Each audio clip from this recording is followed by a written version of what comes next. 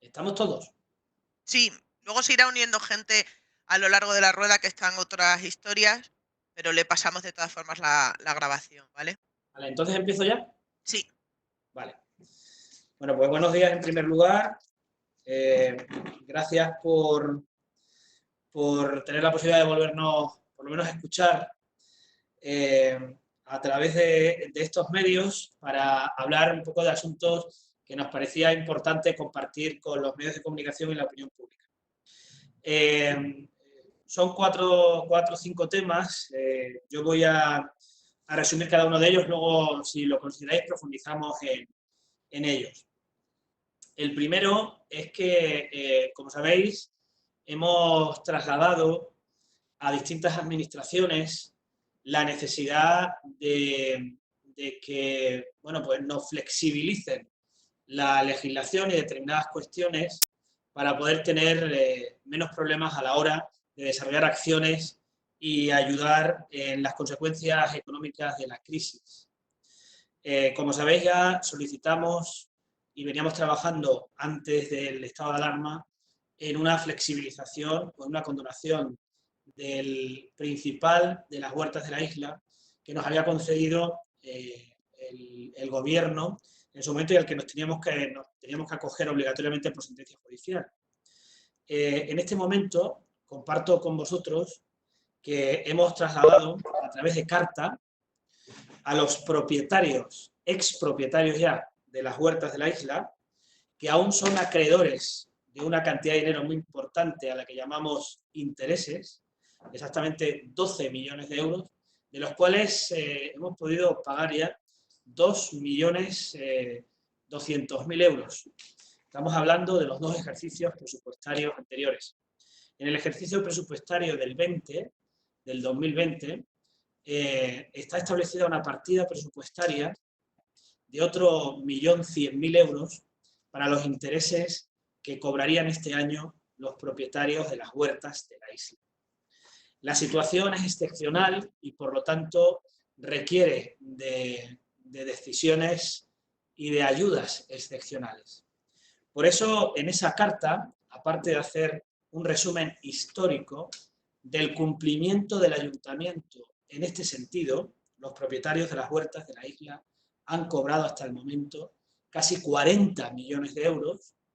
Lo que les estamos pidiendo en esa carta es la condonación de los intereses o bien llegar a acuerdos para poder rebajar esa cifra del 1.100.000 euros anual durante 12 años que hay que trasladarles. Creo que la situación necesita del apoyo de todo el mundo y por esa razón recurrimos también a nuestros acreedores más importantes, que son en este caso los expropietarios de las huertas de la isla. Habida cuenta de que cobraron 24 millones de euros del principal, los 10 millones de euros de la primera sentencia del justiprecio, los 3 millones de euros de los 2 años en los que estuvimos negociando el pago, teniendo además como árbitro a un juez del Tribunal Superior de Justicia de Extremadura. Y teniendo en cuenta que ya hemos pagado 2.200.000 euros en materia de intereses, yo creo que en este momento estos propietarios, que no han perdonado un solo euro al Ayuntamiento de Plasencia y por lo tanto a su ciudad, en este momento de incertidumbre tan importante, sobre todo desde el punto de vista económico, nos serviría a las arcas municipales para poder invertir ese dinero que en este momento se paga para pagar esos intereses, nos permitiría hacer frente a cuestiones que tienen que ver con la crisis económica. La ayuda a las personas más vulnerables o también a los autónomos, pequeñas y medianas empresas, y poder aumentar esa partida de 400.000 euros de ayuda que hemos establecido como una primera línea de ayuda. Sería, ya digo, fundamental el que nos ayudaran nuestros mayores acreedores, atendiendo sobre todo a que hemos cumplido sobradamente en este gobierno a lo largo de los 10 años anteriores. Por esa razón hemos cursado esa carta que recibirán, si no han recibido ya, durante el día de hoy, con el fin de que nos trasladen una respuesta al respecto de la condonación de la deuda durante este año y el llegar a acuerdos con todos ellos para poder reducir esa cantidad de 12 millones de euros de intereses, habida cuenta de que ya han cobrado 40 millones. Por lo tanto, yo creo que es de justicia. Nosotros teníamos que hacer este movimiento en las fichas de este tablero con el fin fundamental de conseguir liquidez económica y poder seguir afrontando, como estamos haciendo, determinadas cuestiones de ayuda al conjunto de la población. Sin esa deuda, con esa deuda condonada, es bastante más fácil que nosotros además podamos tomar decisiones que nos permita el Ministerio de Hacienda en cuestiones tan importantes como la bonificación de determinados impuestos que regula el Estado directamente y que en nuestro caso, por el plan de ajuste de las Huertas de la Isla, es bastante difícil que nos lo permitan. Y atendiendo a esa eliminación de deuda, pues nos permitirían seguramente poder establecer cambios en impuestos tan importantes como el IBI o el de los vehículos. Por lo tanto, yo no pierdo la esperanza de que, atendiendo a esta situación excepcional, los propietarios de las Huertas de la Isla y acreedores de esta deuda de 12 millones de euros, pues tengan a bien pensar en este momento en la necesidad apremiante que tiene esta ciudad de poder ayudar a través de su primera administración, que es el Ayuntamiento de Plasencia. Por lo tanto, esa es la primera cuestión que quería compartir con vosotros. Yo espero tener respuestas a lo largo de las próximas semanas. Por lo tanto, compartir con todos vosotros. Como digo, no pierdo la esperanza de la solidaridad de estos expropietarios de las Huertas de la Isla para con su ciudad, ya que pedimos en muchas ocasiones pues cierta flexibilidad, condonaciones, tener la posibilidad de hacer quitas importantes, cambiarlo por suelo, pero hasta este momento, como saben, no hemos tenido más que la posibilidad de que uno de esos acreedores haya llegado a un acuerdo con nosotros eliminando el 30% de la deuda de los intereses, que fue una negociación que hicimos durante los meses anteriores a entrar en este estado de alarma. La necesidad, por lo tanto, es apremiante. También hemos solicitado a través del Grupo Popular en la Diputación Provincial de Cáceres el que haya un acuerdo para eliminar el pago en Plasencia y en Cáceres del pago, como digo, del SEPEI.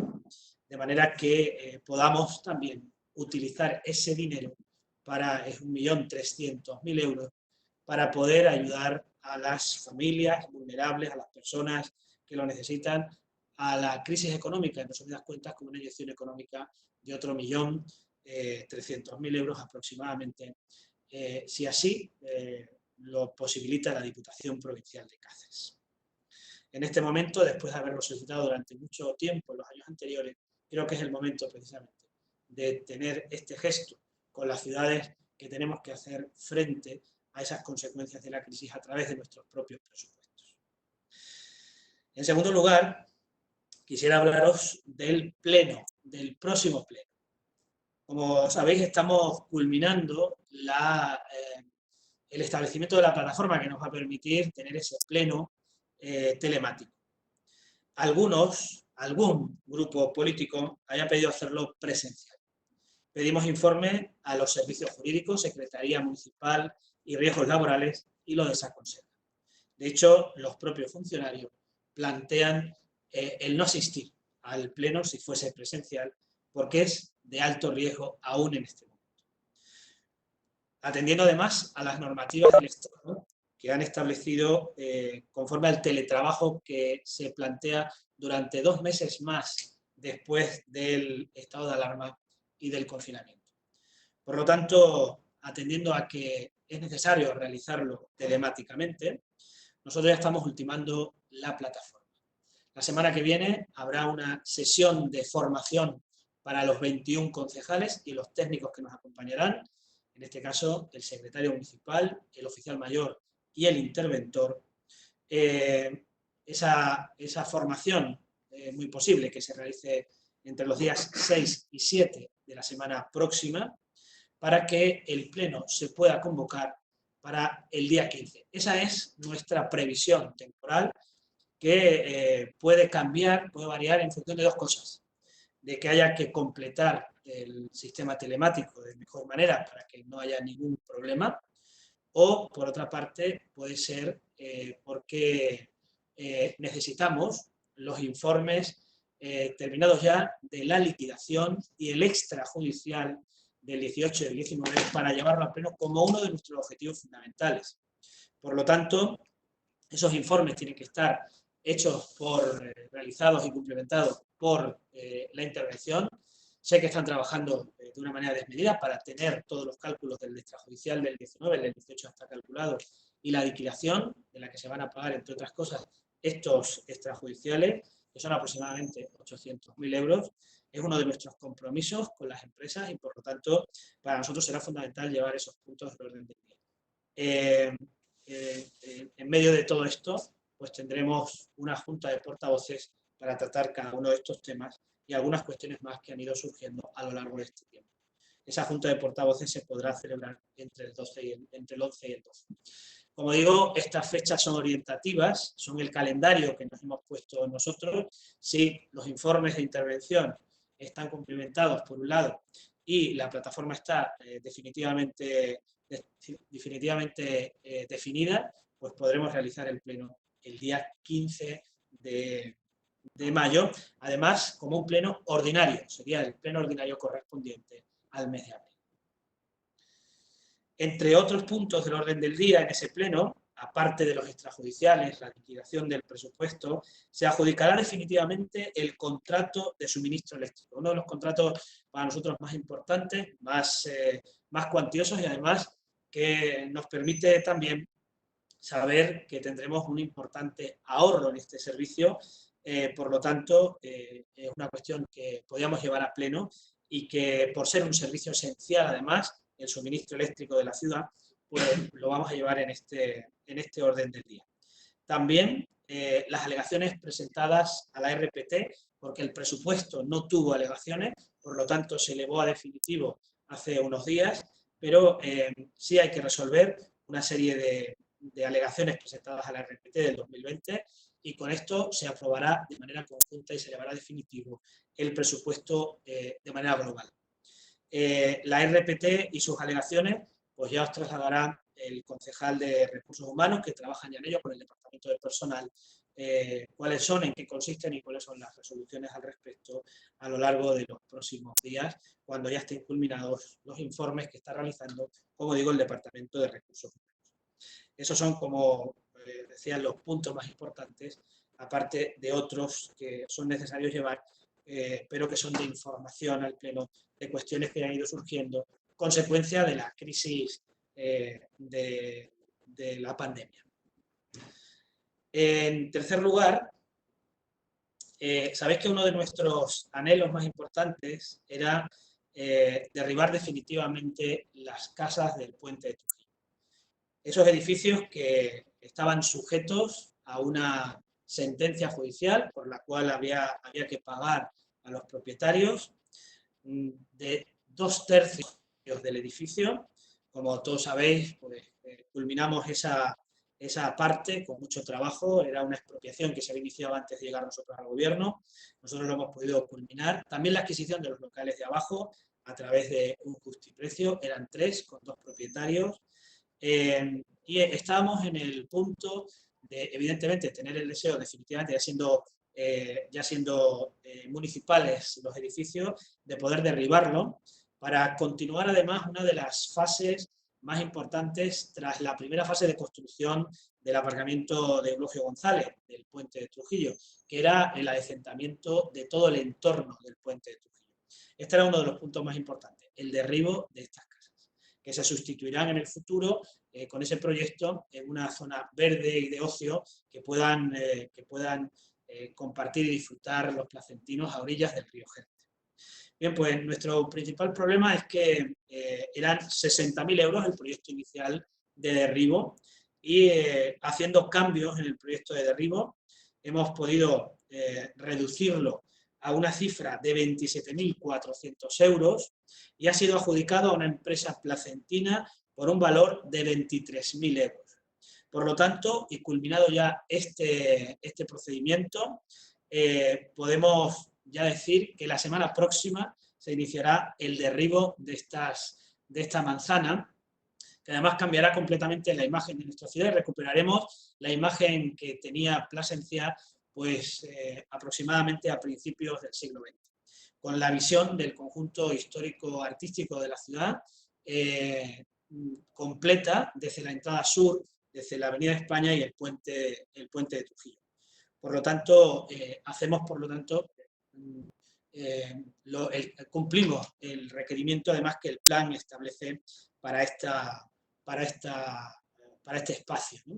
Recuperaremos, por lo tanto, un espacio muy degradado y que da muy mala imagen a la ciudad con el abandono casi secular de muchas décadas de toda esta manzana. La rehabilitación de toda esta zona, que se pagará con fondos europeos, tiene un valor de casi 600.000 euros y que ya será en gran parte posible gracias al derribo de estas casas. La semana que viene podremos ver ya el desmonte de todos los edificios. Los residuos los trataremos directamente nosotros como ayuntamiento con los precios que nos traslada a la plaza para el tratamiento de todos los residuos. Y además nos hemos dado un poco más de prisa en este sentido, puesto que ahora en un punto estratégico, en esa rotonda de acceso a Eulogio González, a Calvo Sotelo y a la Avenida de España por el puente de Trujillo, pues es fundamental además, y la bajada a San Juan, la bajada de la entrada a San Juan, pues es fundamental que haya poco tráfico para evitar males mayores. Por lo tanto, vamos a aprovechar estos días donde el tráfico es mucho más residual para poder afrontar el derribo de estos inmuebles. En otro orden de cosas, me gustaría decir, voy a intentar ser telegráfico en esto, varias cuestiones. La primera es que esta semana también cursábamos un escrito al SES, al área de salud de Plasencia, para que aquellos empleados municipales que durante estos 40 días han estado como servicios necesarios a la ciudad, estoy hablando de las personas de limpieza y desinfección y también la policía local, junto a otros profesionales que han estado en la calle en tareas de emergencia, pues les puedan hacer los test. Esos test permitirían saber pues, quiénes pueden portar el virus no siendo personas con síntomas y poder hacer, por lo tanto, un balance de la situación para tranquilidad tanto de ellos como del conjunto de sus compañeros, como también para nosotros como administración para conocer la posibilidad de que alguna de las personas estuviese contagiada. En este momento es deciros que un policía local está aislado, no porque tenga síntomas, sino porque un familiar con el que convive, sanitario y asintomático, pues ha dado positivo en el test y por lo tanto, por protocolo, debe estar aislado.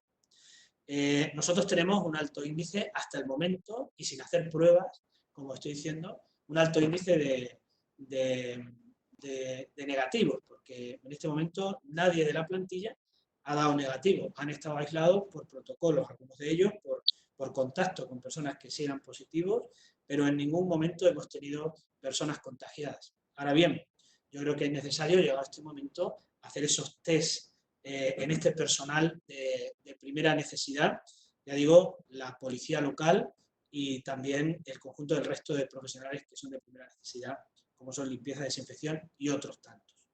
Hay gente trabajando en deportes, hay gente trabajando en obras y sería necesario hacer ese control a través de los test.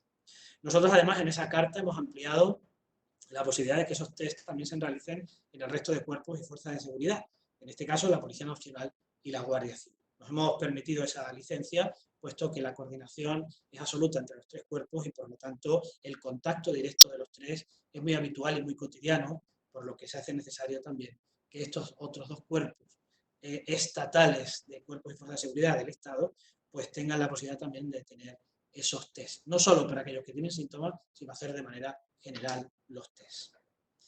Esto mismo que nosotros pedimos para nuestro personal, ayer en una reunión con el Círculo de Empresarios, en el que con 40 empresarios del Círculo de Plasencia, algunos del Círculo de Castres, pues mantuvimos telemáticamente una reunión para analizar las medidas que nosotros habíamos propuesto y para recibir también sugerencias por parte del conjunto de los empresarios. Bien, pues tengo que decir que también plantearon la necesidad, como lo han hecho a través de una carta, el conjunto de los asociados de la asociación Zona Centro, pues han pedido que ellos también tengan la oportunidad de hacer esos test a sus trabajadores porque es bastante difícil abrir las puertas de sus negocios sin saber de manera exacta si estos empleados tienen o no el virus. Por lo tanto, podrían tener una situación especialmente peligrosa si uno sin síntomas, al iniciar el trabajo, contagia al resto de la plantilla y, por lo tanto, sería difícil poder afrontar esa desescalada de la que se habla en estos últimos días. Por último, tengo que transmitiros mi preocupación de nuevo. Preocupación porque así me lo trasladan además las familias de la residencia de Alzheimer. La residencia de Los Pinos aumenta, después de hacer los test a los residentes, aumenta el número de casos positivos en la residencia. Esto está creando una situación de mucha incertidumbre, de mucha inquietud en las familias. Yo quiero agradecer el trabajo permanente de los trabajadores de esta residencia, que además se exponen de manera permanente al contagio de una manera indudable. Pero solicito, lo digo ahora públicamente, pero lo he hecho con anterioridad, porque el lunes tuve la posibilidad de contactar con el presidente de la Junta, mantener conversación también con el consejero de Sanidad y trasladarles mi preocupación y la preocupación de las familias al respecto de la gestión de la crisis dentro de la residencia del CEI. Es verdad que no hay que ser alarmista, pero la situación es bastante crítica. No pueden hablarnos de estabilización dentro de la residencia cuando se siguen sumando contagiados por un lado y también fallecidos por otro. Eso no es que la residencia esté estabilizada. Por lo tanto, tuve la oportunidad de decírselo a ellos hace 2 días y vuelvo a decirlo ahora públicamente. Estamos cerca de esas familias que no pueden ver a sus familiares, que tienen una información muy escasa al respecto, y cuando les llega información desde dentro es una información por parte de algunos sectores pues bastante preocupante. Por lo tanto, la exigencia que hice el otro día de manera personal a Fernández Vara y a Vergeles la hago ahora públicamente porque es una necesidad de verdad que se inviertan todos los recursos necesarios en estabilizar de verdad la residencia, que se activen todos los protocolos posibles para evitar, reitero, más muertes en esa residencia, de la misma manera que en la de Ciudad Jardín. Así que, bueno, estas cuestiones son las que quería compartir con todos vosotros y quedo a vuestra disposición para cualquier cuestión, cualquier pregunta, cualquier aclaración con respecto a estos temas o a otros que os parezcan importantes tratar. Pues iniciamos la ronda de preguntas y lo hacemos por Eduardo Palomo de Agencia F. Eduardo, buenos días. A ver. Eduardo, buenas. Sí, buenos días. Nos escuchamos. Esto que va muy lento. Nada, simplemente, ¿la carta no la podéis hacer llegar? Sí, os vamos a hacer llegar, Eduardo, la carta, ahora mismo lo está preparando el jefe de gabinete, la carta y los informes del secretario y de riesgos laborales donde nos piden que el pleno sea telemático, ¿vale? Para evitar todos los riesgos, atendiendo también a que en la corporación municipal hay algunos miembros que tienen más de 60 años, por lo tanto son de más riesgo, y también atendiendo a que hay muchos sanitarios en la corporación municipal. Entre ellos, además, pues, el concejal de Recursos Humanos o algunos concejales del Grupo Socialista que trabajan en sanidad en una u otra faceta y, por lo tanto, ante eso es necesario mejor, para evitar cualquier tipo de problema, hacerlo de manera telemática. Así que esos documentos me parece que ya os han llegado a través del chat y los podéis ya consultar, ¿vale? Ok, muchas gracias. A vosotros. Raquel Rodríguez, del periódico Extremadura.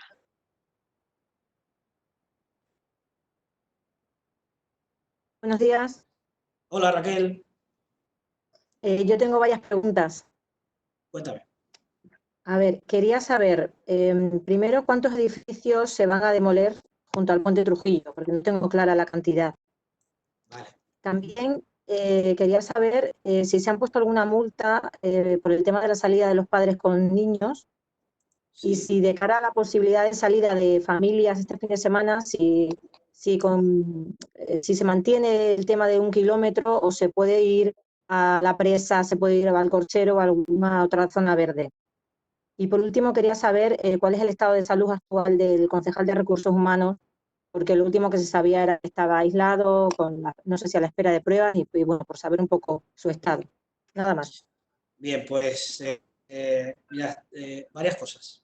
Entonces, empiezo por lo del puente Trujillo, Raquel. Vale. Las casas que vamos a tirar en el puente Trujillo son las que están pegadas a la rotonda, ¿vale? Son el edificio más grande, que tiene 2 inmuebles. Son 2 edificios, quiero decir. 2 edificios. Uno es el que está pegado al puente, que es el más alto, y luego el otro es el que está más cerca del Cañón de la Salud, que es un poco más bajo, ¿vale? Cada uno de ellos tenía varios pisos y, como decía antes, varios locales, y esa es la manzana que se va a derribar en este momento. También es cierto, y yo me imagino que tu pregunta está relacionada con eso, que seguimos en negociaciones con los propietarios de los inmuebles más pequeños que hay justo debajo del puente. La cerrajería, el antiguo molino, etcétera, etcétera. Todas esas negociaciones se truncaron con el estado de alarma y el concejal de urbanismo ha iniciado de nuevo los contactos para poder avanzar en determinadas cuestiones, ¿de acuerdo? Porque ya sabéis que tirar estos edificios que vamos a tirar son fundamentales para el entorno, para arreglar el entorno, pero de la misma manera lo son la adquisición de estos otros inmuebles pequeños debajo del puente.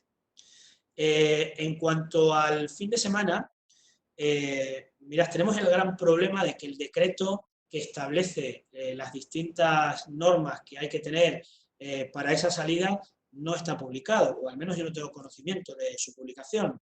Para nosotros es fundamental, porque nos ha ocurrido en otras ocasiones que hemos definido medidas concretas para Plasencia en virtud de, bueno, pues de las noticias y la información que iba trasladando el propio gobierno, pero luego a la hora de establecerlo en el decreto no aparecían, entonces, o se modificaban. Y las medidas que habíamos acordado con los cuerpos y fuerzas de seguridad adoptar en virtud de esa normativa que habían trasladado sin el decreto, pues no se podía hacer porque el decreto no lo contemplaba. Entonces estamos a la espera en este momento de la publicación del decreto para saber cómo tenemos que organizarnos para poder hacer esas salidas. Por ejemplo, a mí ayer me preguntaba mucha gente qué instalaciones deportivas se van a abrir para poder hacer un deporte individual, ¿no? Que a priori es lo que se ha establecido. Nosotros hasta el momento estamos viendo qué posibilidades tenemos, pero no podemos publicar nada, ni podemos hacer público nada, ni podemos consensuar con los cuerpos y fuerzas nada, porque no sabemos todavía cuáles son los criterios del decreto. Es decir, lo que tú decías antes, no sabemos si las familias van a poder salir a más de 1 kilómetro, o es menos el tiempo, o cuánto, o qué margen horario van a tener para salir, los mayores, los deportistas. Se habla mucho, pero todavía no está arreglado, por lo tanto, vamos a esperar a tomar todas esas decisiones cuando ya tengamos el decreto. Yo entiendo, viendo cómo está desarrollándose habitualmente esta cuestión, pues que el decreto saldrá a la crítica ahora. Si recordáis, para la salida de los niños, que era el domingo pasado, el decreto se publicó la mañana del sábado, con lo cual tuvimos que organizarnos de manera inmediata para poder tomar las decisiones, como fue en este caso la apertura de todas las zonas verdes, menos la de los patos, o el cierre de los paseos fluviales porque no mantenían las distancias de seguridad, ¿no? Por lo tanto, vamos a esperar ese decreto para tomar las medidas necesarias, no solo para los paseos de las familias, si finalmente pueden hacerlo, sino también para los deportistas individuales, para ver qué cuestiones pueden desarrollar, ¿no? Ayer, como anécdota, me preguntaron muchos pescadores si pueden ir a pescar. Bueno, pues hasta que no sepamos realmente cuál es la distancia que pueden tomar los deportistas, no sabremos si determinadas cosas se pueden hacer. Por lo tanto, yo espero que a lo largo de este fin de semana, un poco más largo, podamos dar las pinceladas oportunas de adaptación del decreto a la situación de Plasencia. Por otra parte, el concejal de Recursos Humanos, solo os puedo decir en el momento que se incorpora a trabajar el lunes. Ha dado negativo en el test y por lo tanto se incorpora a su trabajo, a sus funciones como enfermero de urgencia del Hospital Campanañuelo de Navalmoral de la Mata el lunes, como ayer nos manifestó él. Así que, bueno, después de estar aislado desde el 3 de abril, un mes aproximadamente de aislamiento por las circunstancias, pues ya se incorpora habiendo dado negativo el próximo día 3. Él ya está, es verdad que no ha dejado de trabajar telemáticamente con nosotros durante estos días, pero ya se incorpora a pleno rendimiento a partir de ayer. Se incorporó ya de una manera mucho más efectiva y en las reuniones a través de internet ya está con nosotros. No sé si me falta una pregunta, Raquel. Lo de las sanciones, si se había puesto alguna sanción. Mira, no se ha puesto ninguna sanción en ese sentido, ¿vale? En el sentido de las familias. Como ya trasladó el concejal de Interior hace unos días, en la evaluación que se hizo de los primeros días al respecto de la salida de los niños, es verdad que no hemos tenido grandes problemas. No ha habido grandes concentraciones. De hecho, hemos podido notar que muchos niños, por responsabilidad de sus padres, no han salido. Por lo tanto, o al menos no han salido durante los primeros días hasta no saber cómo se desarrollaba la situación, ¿no? Es verdad que todavía la incertidumbre es mucha y hace que muchos padres no consideran que los niños pues, deban salir y por esa razón es muy posible que hubiese bastante menos familias en la calle que nos habíamos planteado nosotros inicialmente. Por eso, como sabéis, se hizo un despliegue muy importante, sobre todo en determinadas zonas donde presuponíamos que iba a haber una concentración importante, que era el Parque de la Isla, el Parque de la Coronación, en el casco histórico, en otras zonas de la ciudad. Hubo parejas de policía local patrullando con el fin fundamental de informar en caso de que no se cumplieran las normas. Así fue durante los 2 primeros días y a partir del tercero, ya con una premisa que nos trasladó la delegación del gobierno, en caso de que no se cumplieran las normas, había que sancionar. Nosotros no hemos tenido ninguna sanción en la salida de los niños, precisamente, ya digo, por esa responsabilidad a la que aludíamos hace una semana para con los padres y en este caso, pues, hemos tenido la fortuna de que todo se ha desarrollado de una manera tranquila y muy responsable. Así que esperemos, no te oculto que tengo mucha incertidumbre de esas salidas de este fin de semana porque se multiplican por mucho, ¿no? Se multiplican por un lado los deportistas, con la gente más mayor, con las familias que supuestamente conviven y pueden salir, esperando, por lo tanto, esos criterios que establezca el decreto para poder establecer también nosotros pues, una serie de medidas y adaptar ese decreto a Plasencia. Yo vuelvo a pedir pues, toda la responsabilidad al respecto. Es verdad que nos van a permitir seguramente salir, pero hemos de hacerlo con una responsabilidad individual en un alto grado, porque si no podemos volver a reproducir contagios y eso supone que muchas vidas puedan estar en riesgo. Por lo tanto, vuelvo a solicitar mucha responsabilidad en esa salida que podamos tener a partir de este fin de semana.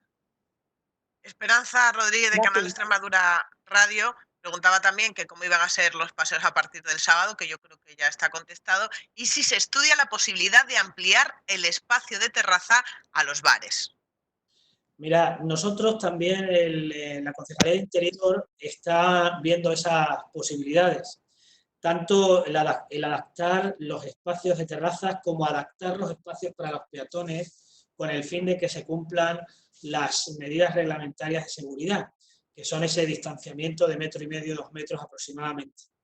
Entonces, estamos estudiando esas cosas con el fin primero de conocer cuál es el pensamiento del gobierno al respecto, para no adelantarnos. Si bien es cierto que hemos solicitado al gobierno que nos lo traslade con tiempo suficiente, porque gran parte de esas medidas crean mucha incertidumbre también entre las empresas dedicadas a ese tipo de actividad, en este caso la hostelería. Pero ayer, del mismo modo, nos lo transmitían pues, el resto de empresas que, no siendo de la hostelería, tienen una atención al público y, por lo tanto, nos preguntaban a nosotros si teníamos pues, un protocolo de riesgos laborales para poder establecer también esos establecimientos. Nosotros no lo tenemos, lo estamos confeccionando, bien es cierto, a través de nuestro Departamento de Riesgos Laborales y hoy mismo yo tengo una reunión con el Departamento de Riesgos Laborales y Recursos Humanos para establecer todas las cuestiones que tienen que ver con esa prevención, ¿no? En el conjunto de los trabajadores municipales. estableciendo ese protocolo en el que lleva trabajando un tiempo ya riesgos laborales. Pero es verdad que no tenemos premisas más que las generales que establecen las autoridades sanitarias a través del gobierno. Nosotros esperamos, igual que los empresarios, pues que nos den una serie de datos concretos sobre los cuales poder trabajar, pero evidentemente si esos datos no existen, nosotros lo que estableceremos será un protocolo general de actuación en el cual el objetivo fundamental sea indudablemente la protección de la salud y también la posibilidad de desarrollar el trabajo de cada empresa sin que esto conlleve un menoscabo de su productividad. Así que intentaremos hacerlo de la mejor manera posible y siempre consensuado. Si tuviésemos unas normas generales por parte del gobierno, pues seguramente nos ayudaría mucho, si no, pues las estableceríamos nosotros, ya digo, en consenso con las autoridades sanitarias locales y también con los empresarios y el conjunto de los ciudadanos para encontrar las mejores medidas que nos protejan, por un lado, pero también nos ayuden a que el sector productivo vuelva a funcionar con cierta normalidad. José Luis Hernández, de la cadena SER.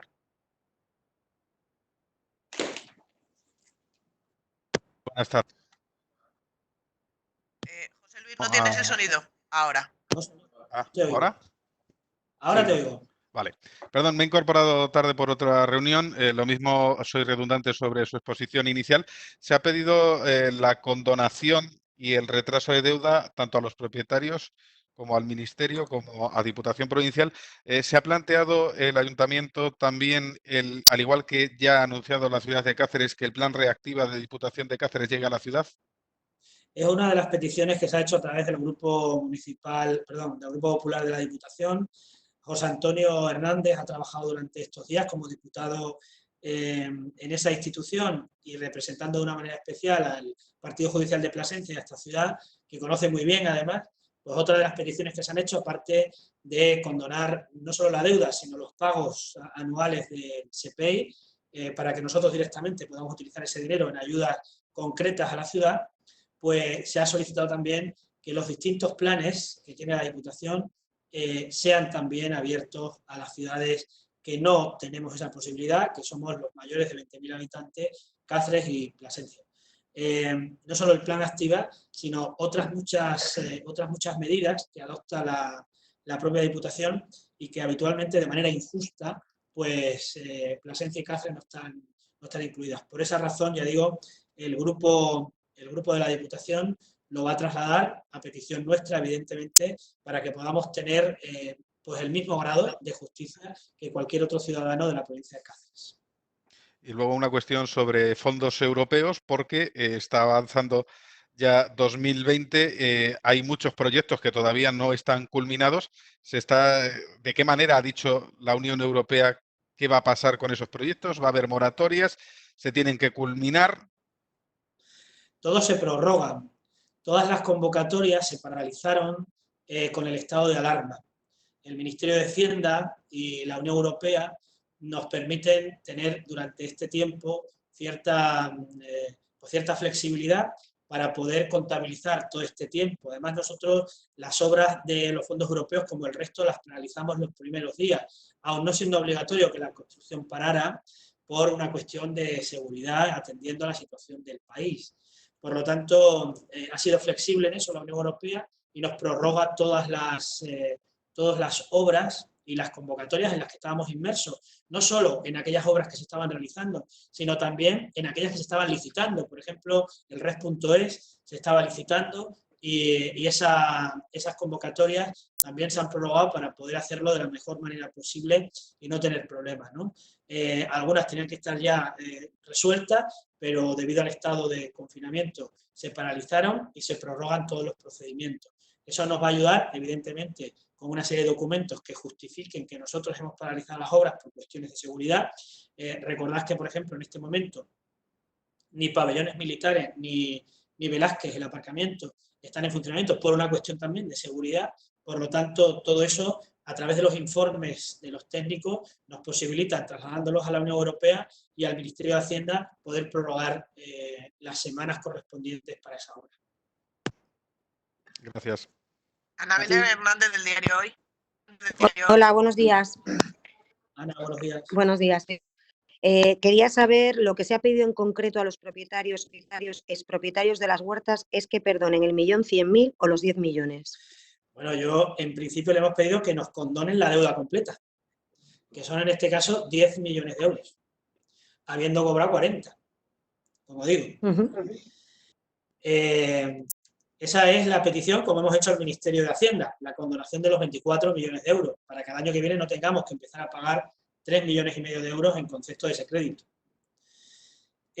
Aún así estamos abiertos a llegar a acuerdos para hacer también pues quitas importantes. Yo creo que la primera quita importante que debieran hacer los propietarios, y una de las peticiones que hacemos, es que este año a priori se condone esa deuda y que en octubre, no tenga el 30 de octubre, que es el plazo máximo, pues no tengamos que pagar ese 1 millón de euros. Lo debemos conocer de manera inmediata, porque de ese modo el 1 millón de euros presupuestado en el presupuesto del 2020 podemos utilizarlo para ayudas que tengan que ver con las consecuencias de la crisis. Ayer los empresarios también nos lo pedían. Pues esta es una de las fórmulas. Si yo recupero 1.100.000 euros del presupuesto que está destinado a pagar la deuda de los intereses de las huertas, pues podemos hacer un segundo plan de ayudas a autónomos, pequeñas y medianas empresas que ayuden a mantener el empleo en Plasencia y la producción en Plasencia, para que muchas empresas no cierren y podamos recuperarnos de una manera más inmediata de las consecuencias de la crisis. Por lo tanto, respondiendo a tu pregunta, nosotros hemos pedido la condonación de los 10 millones y sentarnos o llegar a acuerdos para poder hacer quitas. Y yo creo que, ya digo, la primera sería el eliminar el pago del 1 millón de euros de este año 2020. Gracias. Otra pregunta.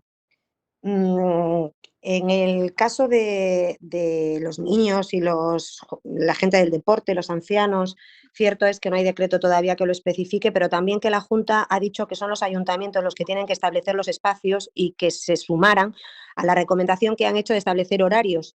Yo quería saber si el Ayuntamiento de Plasencia respalda los horarios establecidos por la Junta, de tal modo que los mayores salgan por la mañana, los niños por la tarde y el deporte se reserve para primeras y últimas horas del día. Mira, eso que hace Fernández Vara hace 2 días lo hemos hecho nosotros hace una semana ya. En esta misma comparecencia hicimos nosotros, si recordáis, el consejo y la recomendación de que los niños salieran por la tarde a partir de las 3 de la tarde hasta las 9 para que no se unieran al momento productivo más importante de la ciudad, donde la gente además no solo sale a trabajar, sino a la compra y a los bancos, que es el periodo de la mañana. Por lo tanto, con esto te respondo, Ana, a que nosotros somos partidarios de segmentos horarios en los que sea más fácil el control de esta situación y no concentremos un número importante de personas en la calle o en las zonas verdes o en las zonas deportivas si se abrieran en un momento que podía ser a lo largo de todo el día. Eso para nosotros sería bastante complicado de poder controlar. Por lo tanto, yo soy partidario, como ya lo he hecho antes, de aconsejar determinadas franjas horarias para las distintas actividades.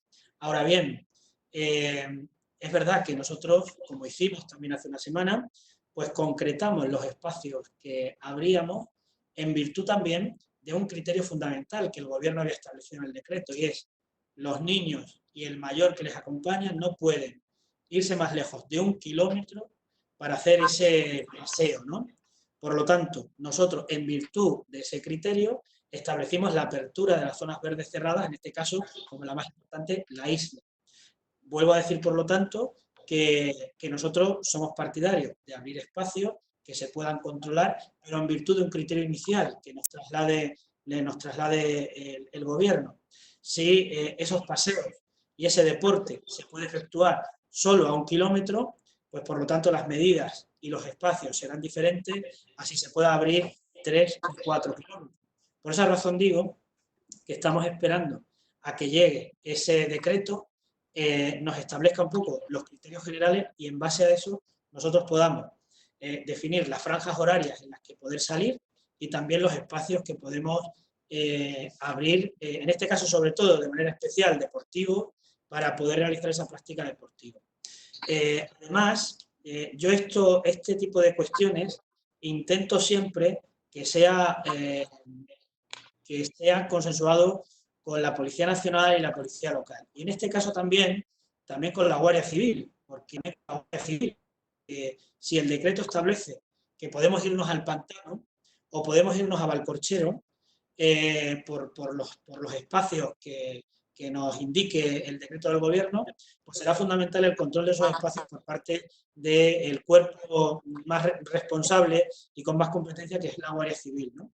Por lo tanto, yo aspiro a que en breve espacio de tiempo nos digan esos datos concretos para poderos dar a vosotros y a la opinión pública también, a los deportistas y a los mayores, qué espacios abrimos y en qué espacios se pueden realizar esa práctica deportiva, y también en qué horario se puede realizar.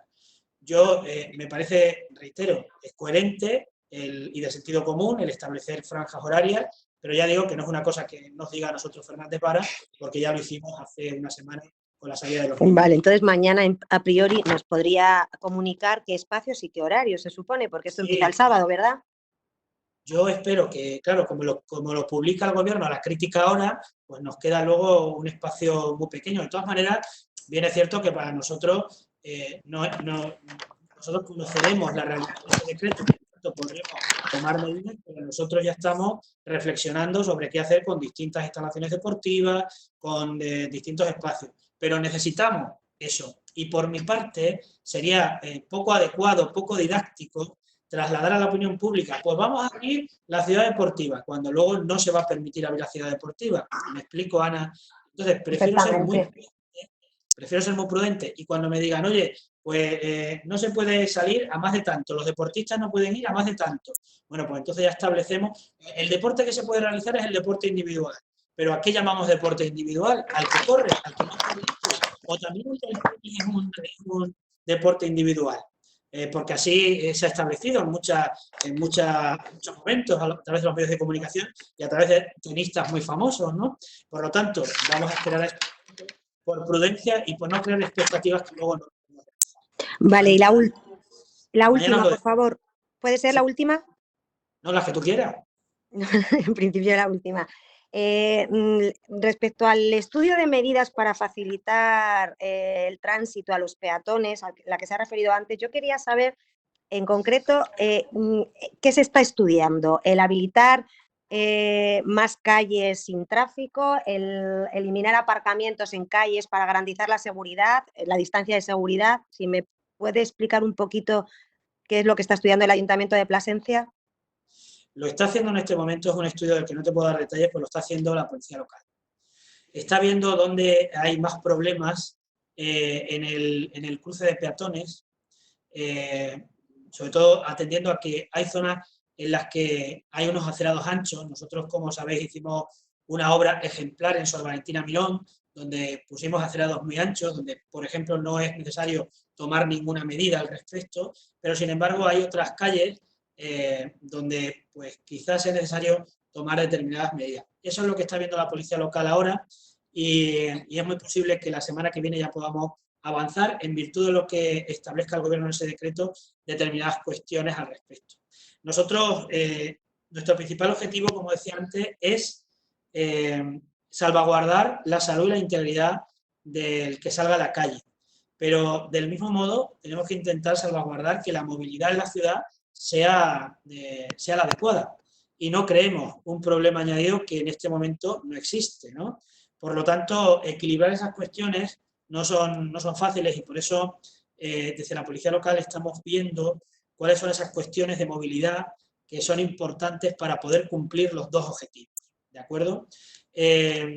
Por ejemplo, determinadas, como decía antes, he puesto de ejemplo Sor Valentina Mirón, que es excepcional el ejemplo porque los acerados son grandes, tuvieron mucha crítica en su momento, ahora son perfectos para eso, ojalá toda la ciudad estuviera así, pero en otras calles pues tenemos una cuestión parecida, ¿no? En el caso de la avenida Juan Carlos I, donde los acerados son muy grandes y se pueden mantener las distancias de seguridad, o también en la avenida Alfonso VIII y todos los tramos de la antigua travesía, donde los acerados también son grandes. Veremos aquellas otras donde son más pequeños los acerados y por lo tanto es más difícil el tránsito. Esto no conlleva solo, Ana, que nosotros tengamos que quitar aparcamiento o quitar sentidos de algunas avenidas para poder incorporarlos a la zona de los viandantes. También es cierto que con un rigor y responsabilidad personal, pues se pueden establecer que los sentidos y las direcciones de los acerados sean para un solo sentido. No sé si me explico. Perfecto, sí.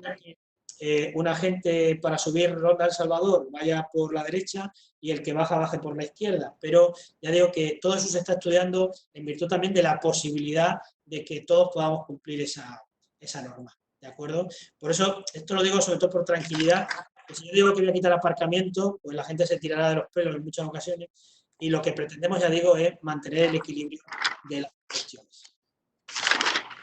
Muchas gracias. Entiendo también lo último, ya sí que lo último de verdad, el albergue para los sin techo se mantendrá, entiendo, hasta el final del estado de alarma. Sí, evidentemente. Como sabéis, tenemos en este momento a 12 personas y la verdad que con buena convivencia, cosa que no es fácil en un centro de estas características y con todas las medidas no solo de seguridad, sino también de bienestar posibles en un pabellón de estas características. Así que ya digo que lo mantendremos hasta el final.